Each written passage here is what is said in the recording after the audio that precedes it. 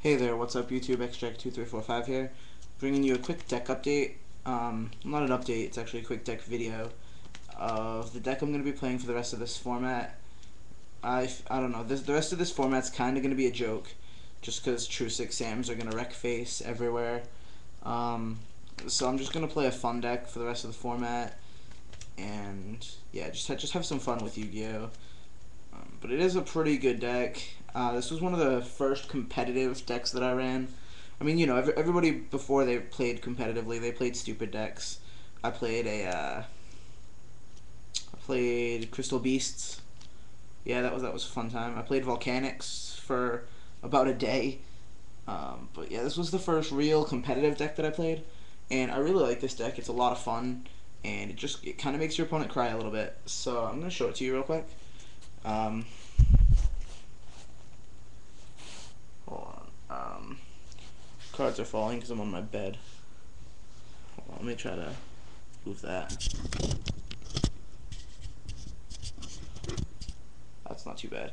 Alright, so I'm going to run through the deck real quick. Starts with 3 Kaias, 3 Ryza, 1 Mobius. Oops. Kind of just gave away the deck a little bit, but 1 Mobius. Yeah, I'm running just a standard Monarch lineup, but 1 Mobius because I'm not playing Trapstones. It is a Monarch-based deck, and I like it a lot. Dark Dusk, I really consider this as a staple in any sort of Monarch deck because it's really good. And yes, you did see this card right. It's DD Survivor. Play 3 of them. 1 DD Scout Plane.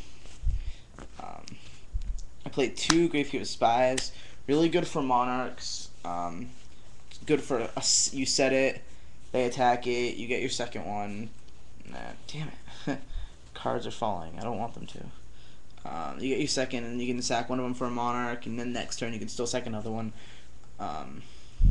These 4 are your only DD engine, so you need to play other cards that you can still sacrifice for your Monarchs to keep the deck going.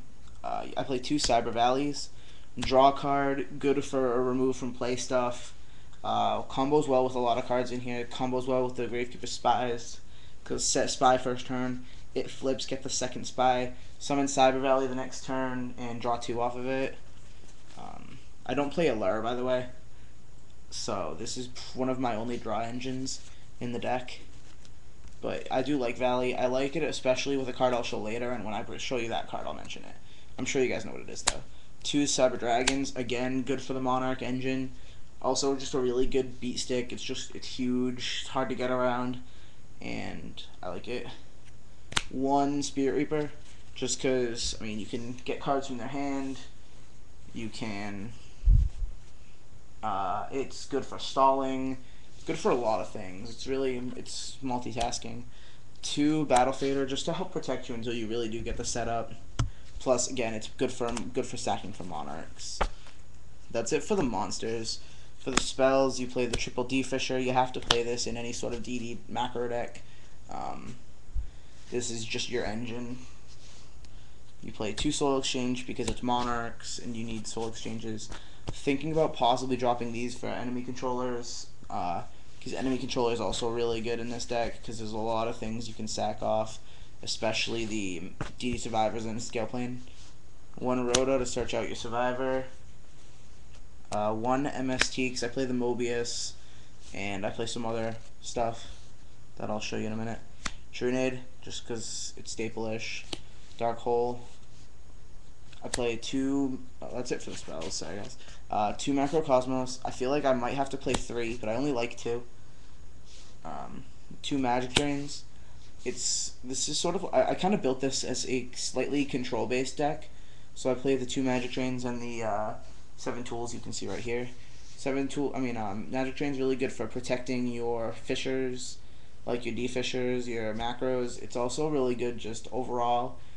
It's, you can just stop their spell card, and then they have to ditch another one if they want that spell to go through. So they minus themselves, and I don't know. It's just, I like it a lot. It's good it's good for a control-based thing. It's good when they're top decking. You have this down. They activate Dark Hole because they're top decking. You just flip this. They cry. 1/7 tools because I really like it. Like I said, I'm trying to make this control based. I'm sorry that the camera is not that good right now. That's all I can do. 2 bottomless. These might become solemn warnings if I get them. I might do something else for solemn warning. I'm really not sure. But I want to wait until the ban list to do much before I purchase any real cards. 1 Torii, 1 return. Return combos really, really, really well with Cyber Valley. I play tested this like once or twice this weekend because I didn't enter the tournament. I just hung around. But the match I played was against my friend Pedro, and I summoned a Cyber Valley. He attacked it. I removed Cyber Valley. That was fine. And then I summoned another one, and I removed it and drew one again. So they were both removed. He also he got out like a Vanity's Fiend, so my Survivor wasn't able to come back. So I had a dead Survivor removed from play, 2 Valleys removed from play, and then I had like a Spy removed from play. And then once I got rid of his Vanity's Fiend, I flipped this, got back Survivor, 2 Cyber Valleys, and a Spy or something like that, and I was able to draw 4, get back Survivor during the end phase because I had like a D-Fisher. So it's really, really good. You pay half your life points, but it's worth it. Only use it when you need it though. And then just the 1 Solemn Judgment, just to protect everything because you need it.